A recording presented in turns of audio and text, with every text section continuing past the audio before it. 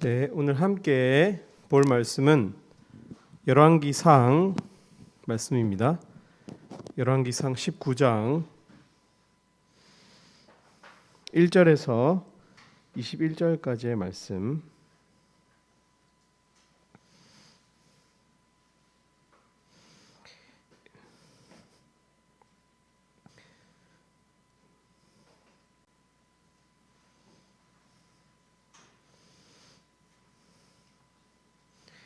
네, 1절에서 21절까지의 말씀인데 먼저 1절에서 3절까지 한번 읽고 함께 말씀을 나누도록 하겠습니다. 우리 1절부터 3절까지 함께 읽도록 하겠습니다. 시작. 아합이 엘리야가 행한 모든 일과 그가 어떻게 모든 선지자를 칼로 죽였는지를 이세벨에게 말하니 이세벨이 사신을 엘리야에게 보내어 이르되 내가 내일 이맘때에는 반드시 내 생명을 저 사람들 중 한 사람의 생명과 같게 하리라. 그렇게 하지 아니하면 신들이 내게 벌 위에 벌을 내림이 마땅하니라 한지라. 그가 이 형편을 보고 일어나 자기의 생명을 위해 도망하여 유다에 속한 브엘세바에 이르러 자기의 사환을 그곳에 머물게 하고. 아멘. 열왕기라는 성경의 영어 제목은 Kings입니다. Kings. 열왕기는 말 그대로 킹들, 왕들의 역사를 다룬 책입니다. 세상의 주인공들은 왕들입니다. 세상은 힘을 가진 사람을 중심으로 명예나 재물이나 사람의 관심도가 집중이 됩니다. 세상이야말로 킹스 열왕기라고 할 수 있습니다.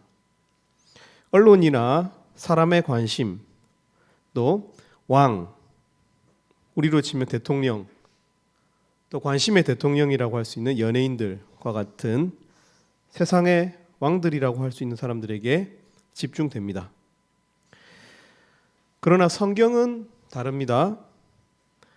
성경에서 심지어 왕들의 역사를 기록하는 열왕기상하의 중심 부분은 열왕기상의 후반부와 열왕기하의 초반부라고 할 수 있겠죠. 열왕기를 전체로 봤을 때 그 중심부에는 왕들의 역사가 아니라 하나님의 말씀을 이 세상에 드러내는 선지자들이 주인공입니다. 왕이 아니라 그 왕들에게 하나님의 뜻을 전달하는 선지자가 주인공입니다. 하나님의 말씀을 세상에 전달하는 바로 그 사람들을 성경은 주목하여 봅니다.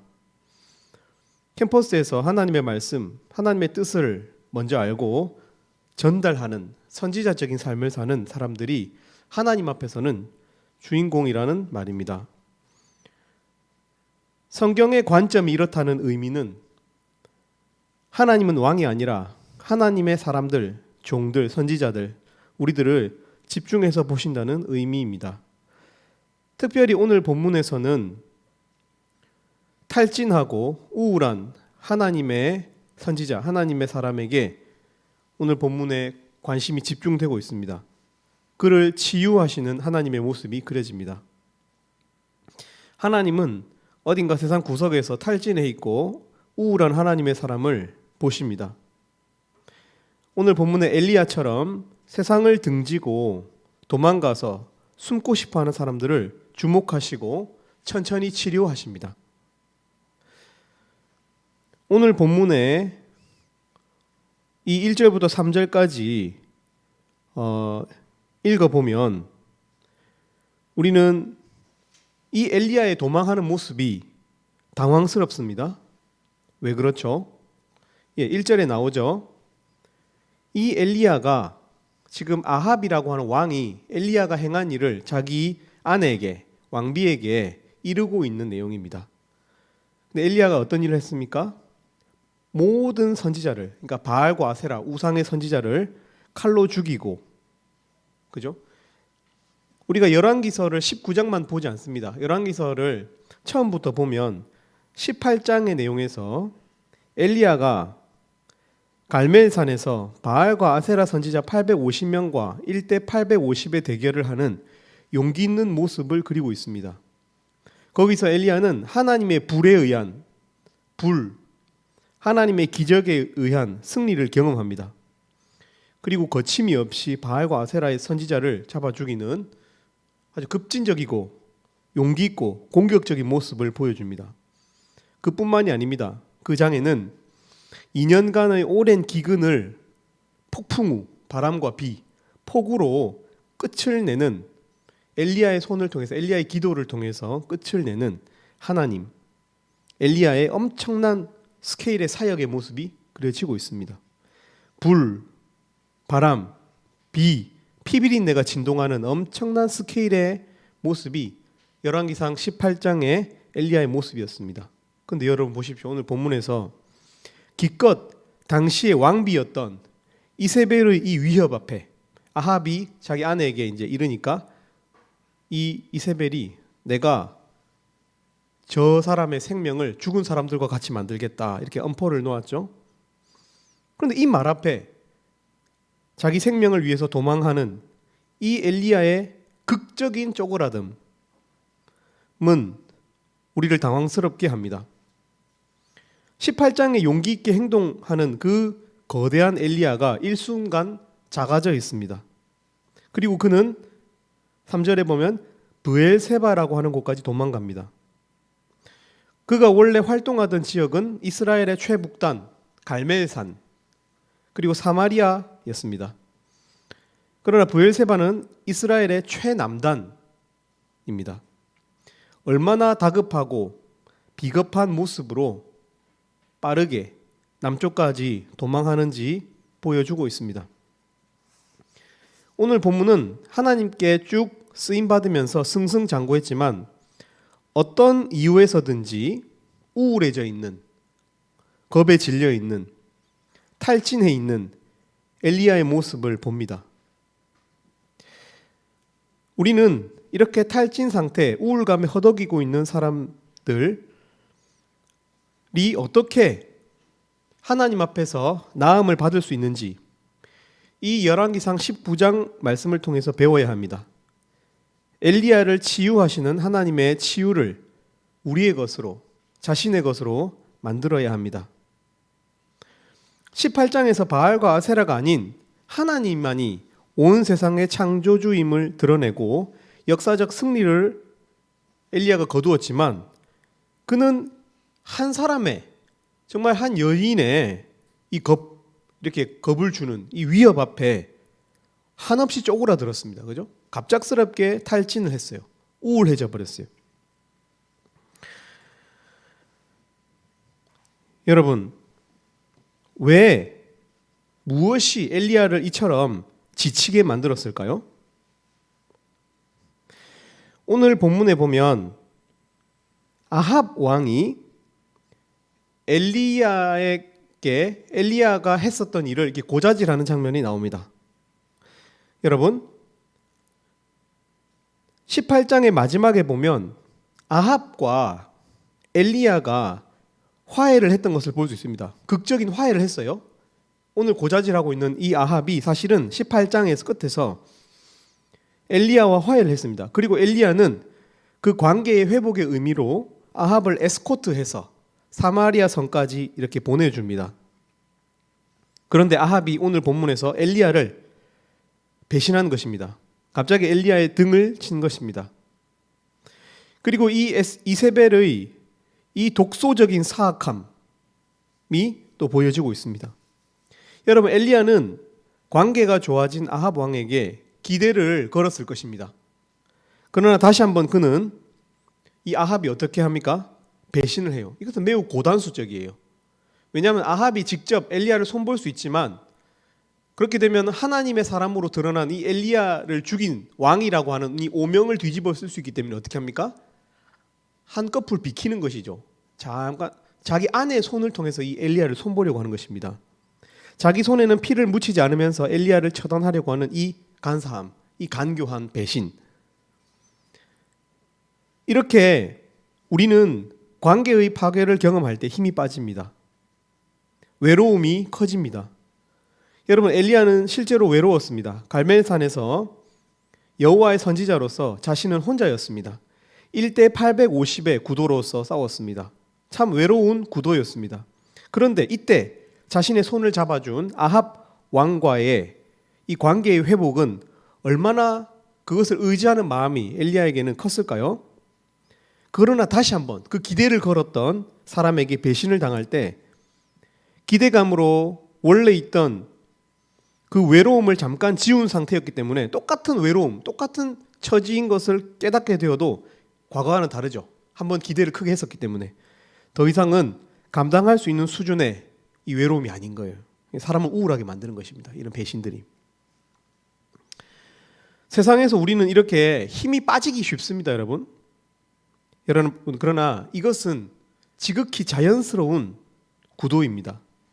요한복음 15장 18절에 예수님께서 세상이 너희를 미워하면 너희보다 먼저 나를 미워한 줄을 알라 하시면서 세상은 원래 그리스도인들을 미워할 수밖에 없음을 말해주고 있습니다.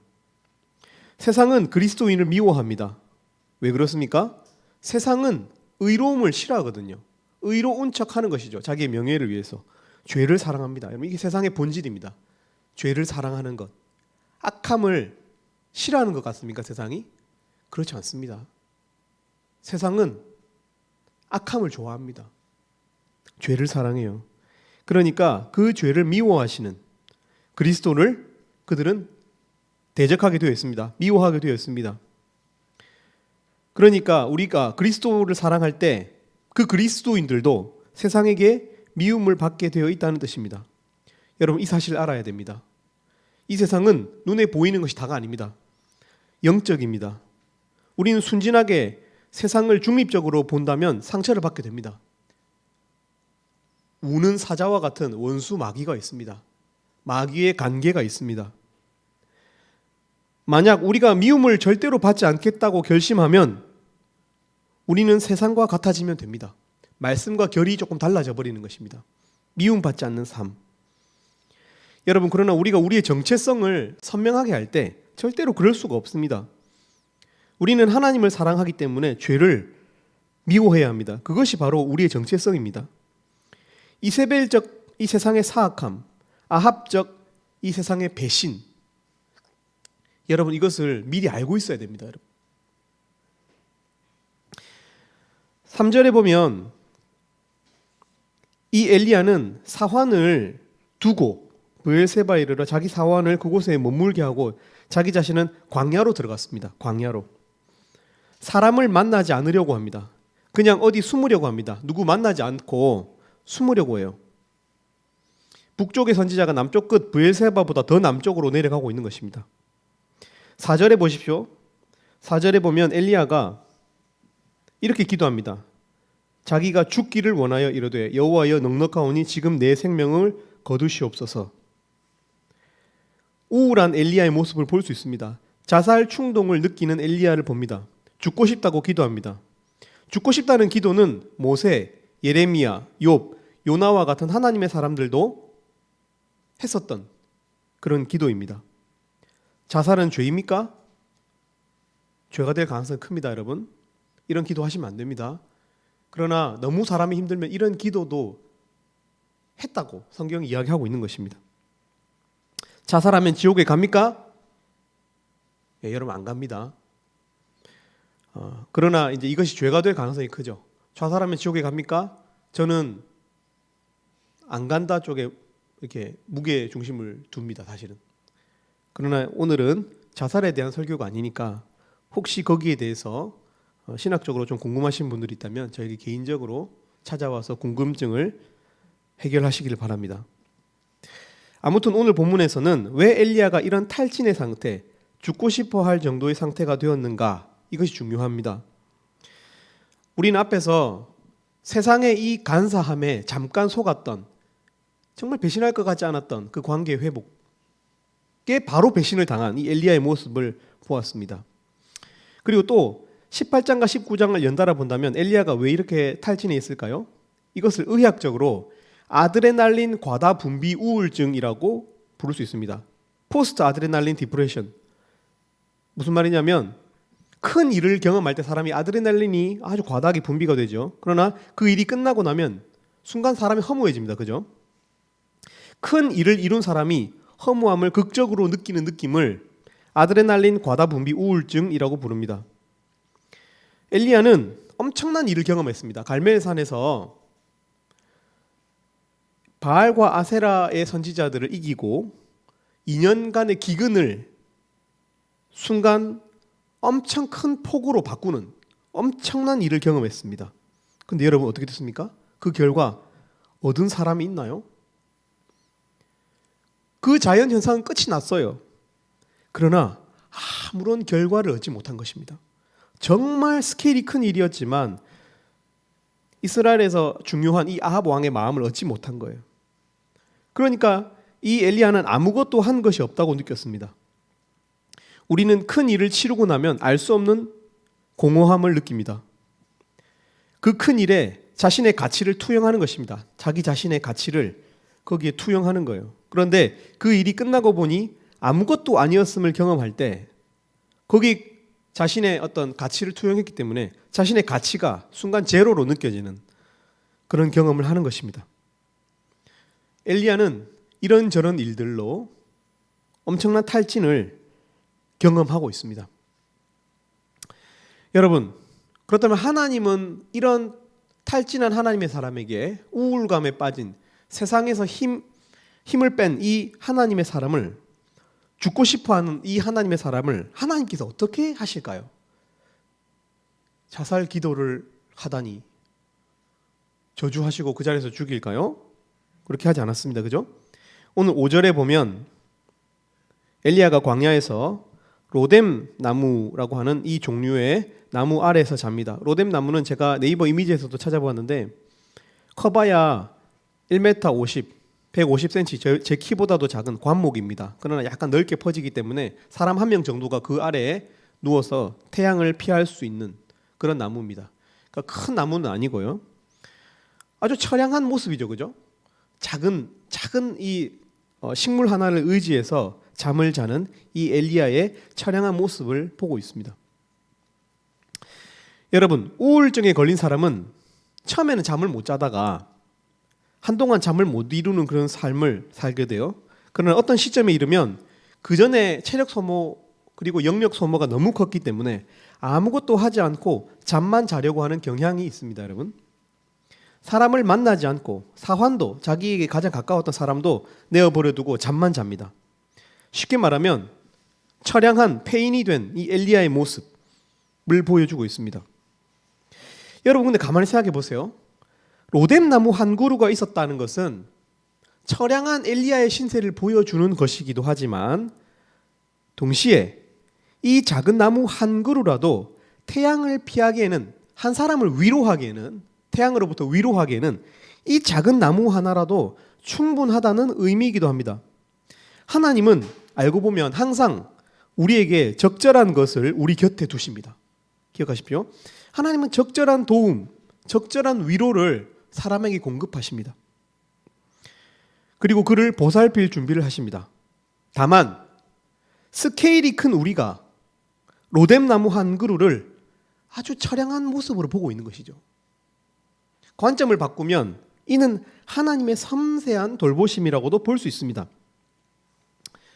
5절부터 8절에 보면 엘리야가 누워 자고 하나님께서 보내신 천사가 그를 어루만지는 장면. 잠깐 너무 사람이 잠만 자면은 몸에 기력이 없잖아요. 그러니까 잠깐 깨워가지고 어떻게 합니까?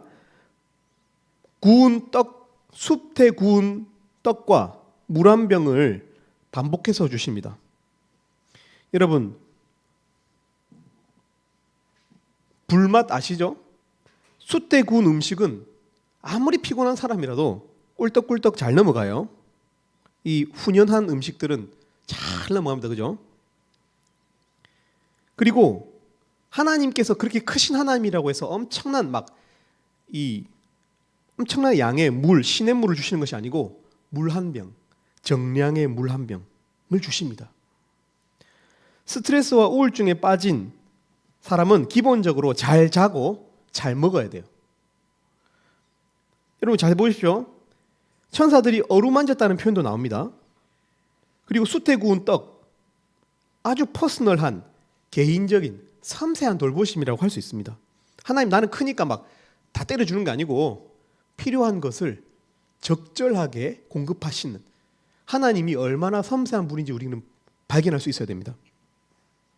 요행으로 잠깐 이벤트적으로 딱 한번 하고 너 다시 사마리아로 돌아가라 이렇게 하지 않습니다. 하나님 어떻게 하십니까? 자다가 깨어서 먹은 엘리야가 도로 잠들 때까지 기다리십니다. 그리고 잠들고 나면 또 깨우십니다. 하나님이. 반복하셨다는 뜻이에요. 엘리야가 몇 번을 반복했는지 본문에는 2번이 나오지만 어쩌면 여러 번 반복했을지도 모릅니다. 우리 중에서 더 달진한 사람이 있으면 하나님은 더 하실 수도 있어요. 한두 번만 하실 수도 있고요.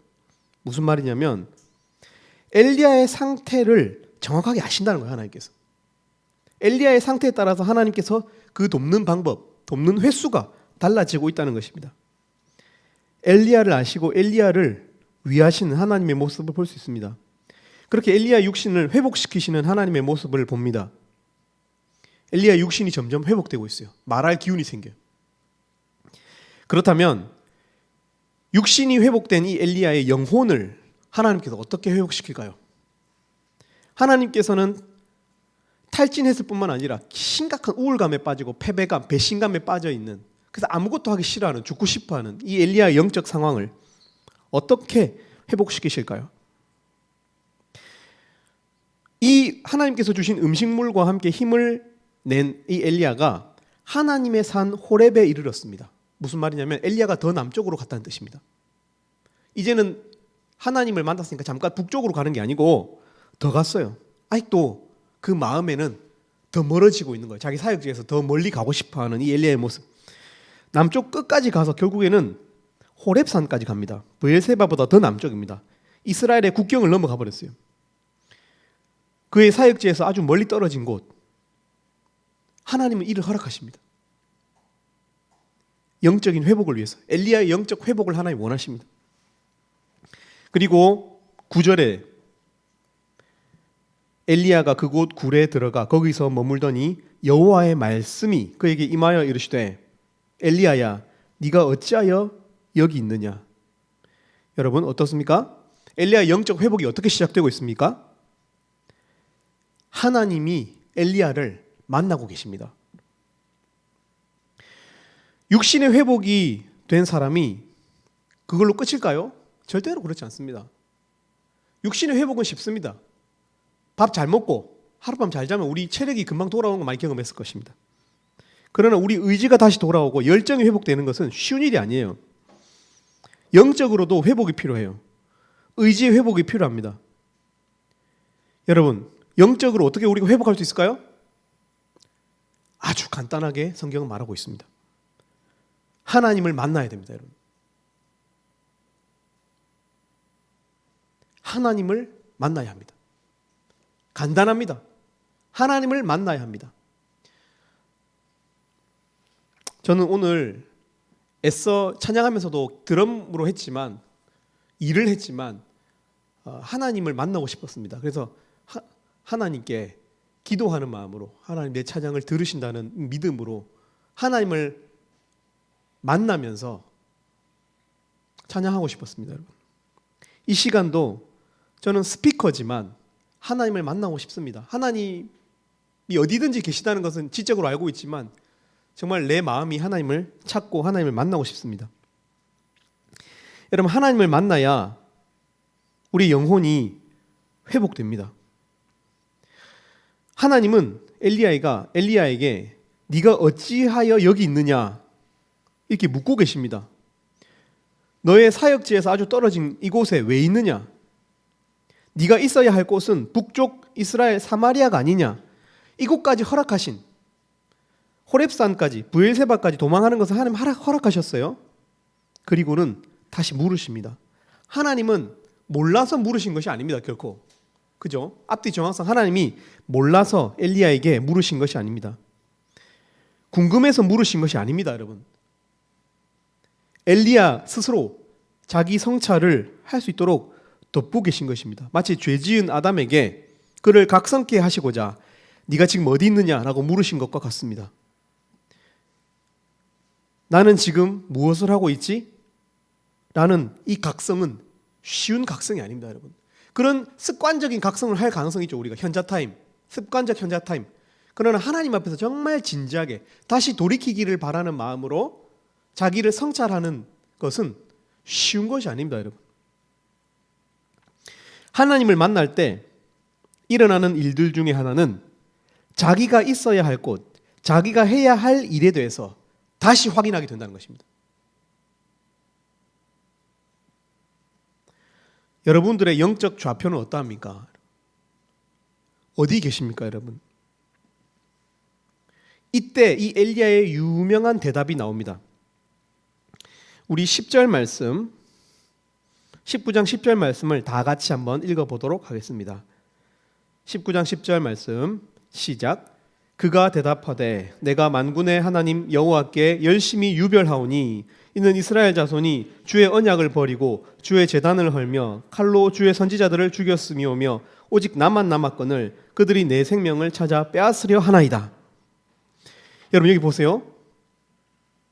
이 엘리야의 뭐라고 할까요? 이 엘리야의 아주 강한 자아를 넘어지기 쉬웠던 바로 그 자아 말이에요. 그 정체성을 이 엘리야 스스로 대답하면서 보여주고 있습니다, 여러분. 하나님, 저는 열심히 유별합니다. 저는 열심히 아주 특별한 사람입니다. 하나님 아시잖아요. 이 말은 히브리어로 보면 열심이라는 단어를 2번 반복하는 말이에요. 여러분, 우리가 한 단어를 막 반복하는 사람의 특징이 어떤 사람들이 그렇게 합니까? 흥분한 사람이죠, 그죠? 흥분한 사람은 여러 단어를 쓸 수가 없어요, 그죠? 머리가 안 돌아가기 때문에 막 억울해서 한 단어를 막 반복해요. 근데 열심히 얼마나 대단한 사람이 이렇게 되는 거예요. 무슨 말 이해되십니까? 열심히 유별하다는 말은 히브리어로 반복하는 거예요. 이 열심이라는 단어를. 흥분한 사람이 단어를 반복합니다. 자기의가 많은 사람. 이 열심에 대해서 우월감을 가진 사람 말이에요. 쉽게 말하면 교만한 사람. 10절에 보면은 또 나만 남았다 이렇게 얘기하고 있습니다. 나만 남았거늘. 이 말은 사실입니다. 왜냐하면 갈멜산에서 바알과 아세라 앞에서 자기 혼자만 있었거든요. 그러나 사실이면서 또한 사실이 아니에요. 왜냐하면 18장 13절에 보면 엘리야가 오바댜라고 하는 사람 만났을 때 이 오바댜가 증언하기를 내가 하나님의 선지자들을 50명씩 굴에 숨겨놓고 먹고 마시겠다라고 이야기했어요. 숨어있지만 겁이 나서 아하방이 숨어있지만 하나님의 선지자로서의 정체성을 버리지 않은 100명에 대해서 오바댜가 소개해 줬어요. 그러니까 사실은 이 엘리야도 알고 있어요. 물론 외롭지만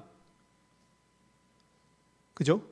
하나님의 사람들이 여전히 있다는 사실을 알고 있어요. 그러나 자기 의지가 강한 사람, 자기 열정을 아주 특별하게 여기는 사람은 자기 자신만 봅니다, 원래. 손해의식이 가득하고요. 그 손해의식의 기저에는 자기만 특별하다는 자기 우월감을 가지고 있습니다. 아무튼 그렇다고 해도 이 엘리야의 외로움은 현재 실제입니다. 엘리야를 외롭게 만들었어요, 이 감정이. 주의 선지자들이 숨어 있지만 실제로 엘리야는 외로웠습니다. 그들은 숨어 있고 엘리야가 전면에서 혼자였습니다.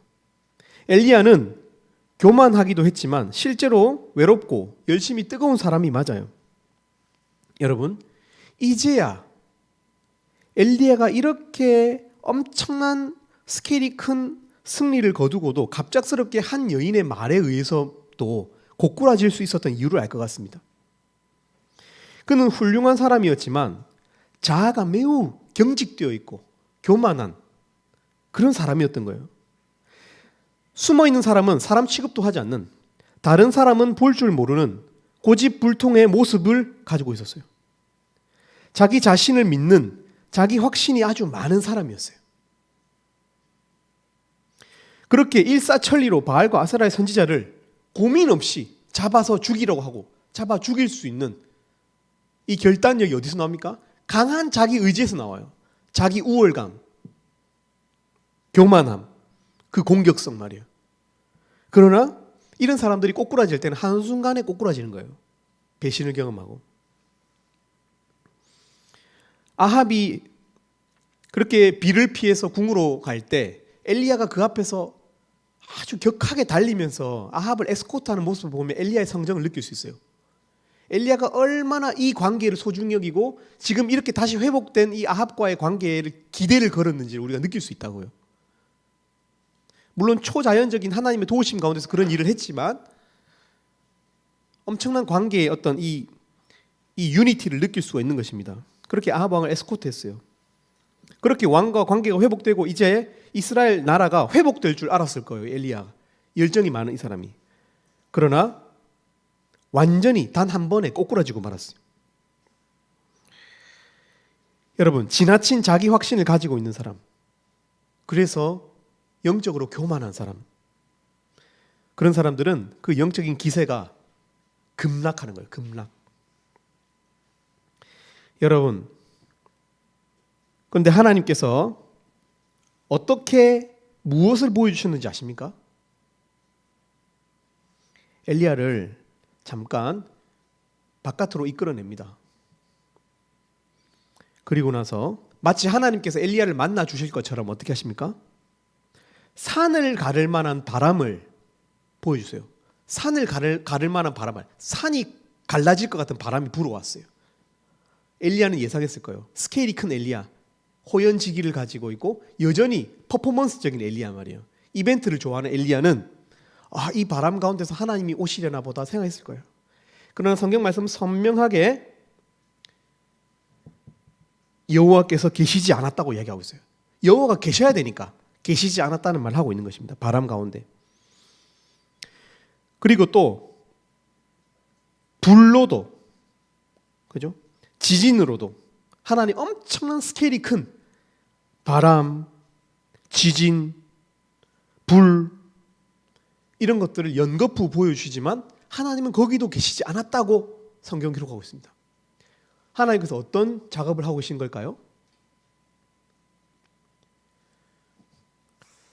불 같은 엘리야, 지진 같은 엘리야, 마치 바람 같은 이 엘리야, 자기의 힘, 카리스마에 의존하는 그런 스케일이 큰 데만 하나님의 능력이 나타나는 것이라고 믿는, 갈멜산에서 불로 바알과 아세라를 심판했던 이 엘리야, 하나님의 임재가 바로 그 중심에 있다고 믿는 이 공격적인 엘리야.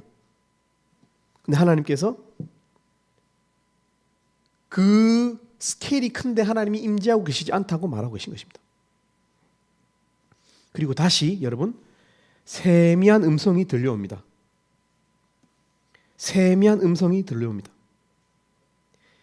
세미한 소리가 있었다고 이야기하고 있습니다. 12절에. 그리고 똑같은 질문을 하십니다. 하나님께서. 엘리야야, 네가 어찌하여 여기 있느냐? 다시 질문하셨습니다. 여러분, 같은 질문을 반복할 때는 같은 대답을 듣기 원하는 것이 아닙니다. 그죠? 하나님, 저만 열심히 유별합니다. 저는 스케일이 큰 사람입니다. 저는 하나님께 아주 특별한, 하나님 앞에서 아주 특별한 열심을 가지고 있는 사람입니다. 하나님 아시잖아요. 제가 얼마나 열심을 가지고 있는지. 그렇게 설명을 했었잖아요, 엘리야가. 근데 하나님이 또 묻고 있는 거예요. 이미 들었었는데 너 지금 상태가 왜 그러냐 물을 때 하나님이 다시 엘리야에게 묻고 계신 것입니다. 그러나 엘리야는 다시 대답했습니다. 똑같이 대답했습니다. 하나님, 만군의 하나님 여호와께 열심히 내가 유별합니다. 이는 이스라엘 자손이 주의 언약을 버리고 주의 제단을 헐며 칼로 주의 선지자들을 죽였음이오며 오직 나만 남았거늘 그들이 내 생명을 찾아 빼앗으려 하나이다. 여러분, 똑같은 대답만 할 수밖에 없어서 엘리야는. 왜 그럴까요? 왜 엘리야는 이 대답밖에 할 수가 없었을까요? 왜냐하면 이 모습밖에는 하나님 앞에 내어 보일 수가 없는 거예요. 엘리야는 그런 신앙인이었던 거예요. 엘리야의 현 주소가 하나님의 똑같은 질문 두 번에 튀어나오는 거예요. 엘리야는 그것만 붙들고 사는 사람이거든요. 하나님의 크심을 오해하고 있는 거예요. 큰 데만 하나님 있다는 거, 멋진 데만 하나님 있다는 거. 독불 장군, 여호와께 열심히 특별한 사람, 나만 남았습니다. 그런 말밖에 안 나오는, 툭 찌르면 그런 말밖에 안 나오는, 이게 바로 엘리야였던 거예요. 근데 그때 바로 철저하게 자기 자신의 열심에 매몰되어 있던 이 엘리야에게, 그래서 외로워졌던 이 엘리야에게 하나님이 뭐라고 말씀하십니까? 15절에서 16절에 보면 하나님은 이렇게 말씀하십니다. 아주 의외의 말씀하십니다. 다메섹, 이방인입니다. 이방인. 다메섹 이방 나라입니다. 너는 광야를 통하여 다메섹에 가서 이르거든 하사엘에게 기름을 부어 아람의 왕이 되게 하고, 아람 이방입니다. 이방 나라의 왕이 되게 하고, 또 16절에 너는 님시 아들 예후에게 기름을 부어 이스라엘의 왕이 되게 하고, 실제로 예후가 나중에 왕이 됩니다. 또 아벨 무홀라 사밧의 아들 엘리사에게 기름을 부어 너를 대신하여 선지자가 되게 하라. 여러분, 하나님이 자기의 열심으로 일하는 이 엘리야에게 흥분을 좋아하고 스케일이 큰 것을 좋아하고 퍼포먼스적인 걸 좋아하는 이 엘리야에게 하나님께서 무슨 말씀하시죠? 하나님은 이방인의 왕으로도, 이방인으로도, 그리고 이스라엘의 아합이 아니어도 예후라는 이 왕족이 아닌 일반인을 통해서도, 그리고 심지어 너가 없어도, 엘리야 너가 없어도 엘리사라고 하는 사람을 통해서 하나님은 하나님의 일을 하실 수 있음을 말씀 가운데 보여주고 계신 것입니다. 여러분, 하사엘의 칼을 피하는 자가 예후 피하더라도 예후의 칼에 맞게 되고, 그 다음에는 그 사람의 칼을 피하더라도 이 하나님의 심판은 또 엘리사를 통해서 있을 수 있다라고 이야기하고 있습니다.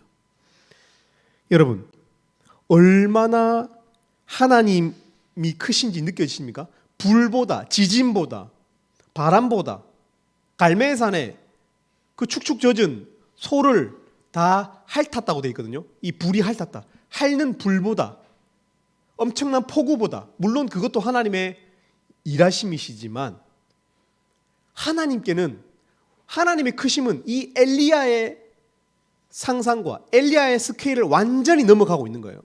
차원이 다른 것이죠. 미세한 세미한 것들로도 하나님 일하실 수 있고, 우리가 생각할 때는 절대로 하나님께 쓰임 받을 수 없는 이방의 왕을 통해서도 하나님 일을 하실 수 있습니다. 심지어 나도 대체될 수 있어요. 여러분, 우리가 하나님께 영광을 돌리지 않아도 하나님은 이미 영광스러운 분이세요. 여러분, 우리가 찬양을 하지 않아도 하나님은 이미 영화 가운데 계신 분이라고요. 그런데 그 하나님이 엘리야를 사랑하시는 거예요.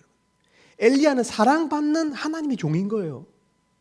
언제나 그에게 관심이 있는, 그 심령에 도망하고 있는 이 엘리야를 붙잡지 않은 하나님께서, 그러나 그 도망이 끝났을 때, 후련하게 끝났을 때 그를 찾아가 로뎀 나무로 잠을 재우시고 등을 어루만지시고 그걸 반복하세요. 우리가 마사지를 해보지만 마사지하면 한 번만 해도 되게 피곤하잖아요. 그러지 않아요? 우리가 뭐 사랑해서 이렇게 해주더라도 한 번만 해도 손이 아프잖아요. 그죠? 반복하시고 물 한 병으로 숯에 구운 떡으로 그를 위로하신, 여러분, 하나님이 우리의 찬양을 왜 받으시죠? 하나님이 엘리야를 왜 사랑하시고, 하나님께서 엘리야를 왜 이렇게 붙드십니까? 여러분, 엘리사 쓰시면 되는데 바로 이유가 뭡니까? 그러면 본문이 말하는 하나님이 엘리야를 사랑하시는 거예요. 여러분, 엘리야가 어떻게 회복될 수 있습니까? 하나님을 만나면서 회복되는 거예요. 하나님은 큰 스케일 가운데도 계시지만 세미하게 우리가 침묵 가운데 있어도 하나님이 거기 계실 수 있다는 거예요. 내 심령 가운데 들려오는 하나님의 음성이 있을 수 있다는 거예요. 우리는 사소하게 여겼던, 처량하게 여겼던 그 로뎀 나무 한 그루도 하나님의 임재 장소인 거예요. 마치 야곱이 돌베개를 베고자 한 그 처량한 장소가 성전이 되잖아요. 나중에 그것이 하나님의 집이라는 거예요. 여러분, 우리가 언제 이 영혼이 치유될까요? 하나님을 만날 때입니다. 하나님을 신뢰할 때입니다. 하나님이 얼마나 크신 분인지를 내 지경을 넘어서 하나님의 스케일을 느낄 때 비로소 우리는 영적으로 회복됩니다. 그리고 그분이 우리를 얼마나 사랑하시는지를 깨달을 때, 그분에게도 충분한 대안이 있다는 것을 그 사랑 가운데 깨달아갈 때 우리는 비로소 다시금 힘을 얻게 되는 것입니다. 여러분, 신뢰의 중심축을 나 자신에게서 하나님께로 옮기실 수 있기를 바랍니다. 너무 자주 놀라지 말고 의연해지실 수 있기를 바랍니다. 하나님을 신뢰하실 수 있기를 바랍니다. 하나님의 계획을 믿으실 수 있기를 바랍니다. 하나님의 열심이 얼마나 크신지 생각해 보시기를 바랍니다. 그의 심지어 아들마저 보내셔서 이 구속사를 완성해 가시는, 지금도 역사 속에서 한 걸음씩 진격하시는 하나님의 발자국 소리를 들으실 수 있기를 바랍니다. 엘리야는 이제 19장 마지막에서 다음 선지자를 세우기 위해서 갑니다. 엘리사를 세우기 위해서 갑니다. 무슨 의미일까요? 그가 했었던 첫 번째 사역은 바로 엘리사를 임명하는 것입니다. 다음 선지자. 그가 더 이상 자신이 아니라 선지자 임명권자인 하나님을 신뢰하기로 했다는 의미입니다. 신뢰의 축이 정말 난 열심히 유별합니다라고 외쳤던 그 엘리야 자신에게서 열심을 가진 자기 손아귀에서 하나님께서 임명하고자 하는, 하나님께 또 쓰시고자 하는 다른 사람들 있잖아요. 그 사람에게로 자기의 신뢰가, 그러니까 하나님께로 그 신뢰의 축이 넘어가고 있다는 것을 의미하는 것입니다. 엘리야는 2번이나 절규하듯이 외쳤습니다. 하나님, 저밖에 안 남았습니다. 저는 외롭습니다. I am alone. 저는 혼자입니다. 그러나 하나님은 아직 바알에게 무릎 꿇지 않은 7,000명이 있다고 말합니다. You are not alone. 너는 혼자가 아니야. 내가 쓰시는 많은 사람들이 나를 신뢰해, 이런 뜻입니다. 하나님께서. 우리 찬양 한 장 하고 마치도록 하겠습니다. 나 기다립니다. 이 찬양 혜림자매 같이 한번. 혜림자매가 갔나요? 교회 갔어요. 혜림자매가 갔으니까 그러면 제 혼자 부르도록 하겠습니다. 네.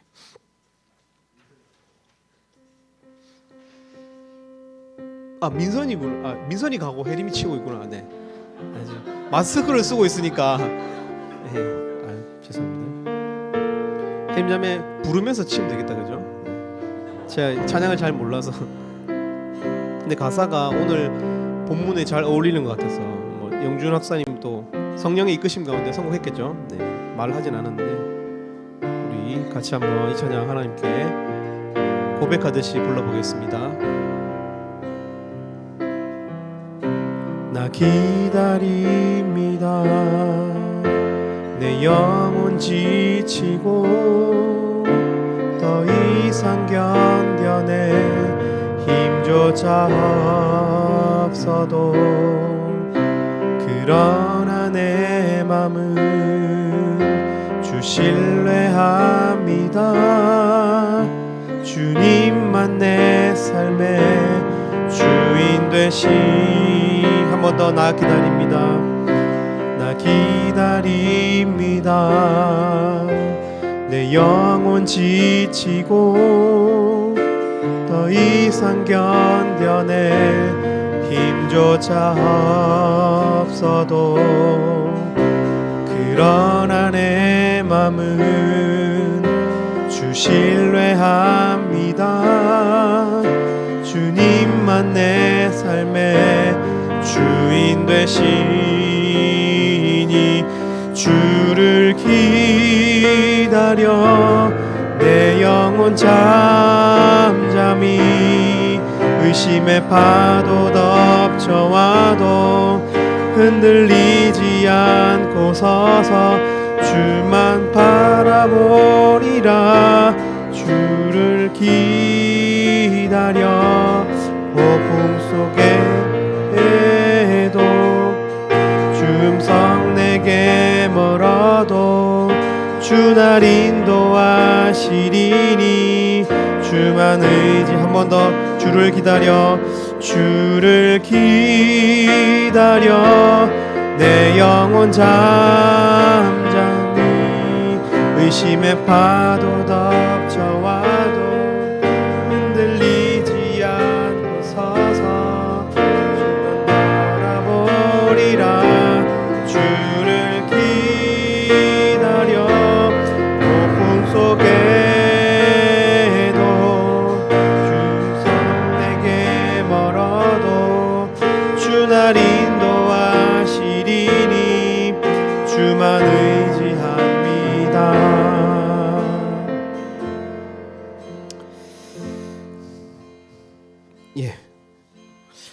라틴 찬양일까요? 잘 모르겠네요. 에스페로엔티 뭐. 네, 우리 이 시간 함께 기도했으면 좋겠습니다.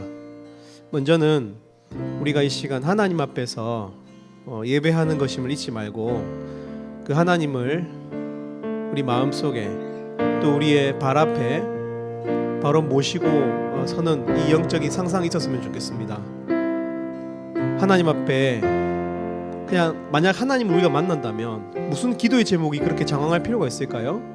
하나님 앞에 정말 믿음이 실제가 된 그 순간에 하나님 부르는 것만으로도 엄청난 감동이 있을 것 같은데 우리 이 시간 믿음으로 하나님 저를 용서해 주시고 저의 완악함, 저의 연약함을 불쌍히 여겨주시고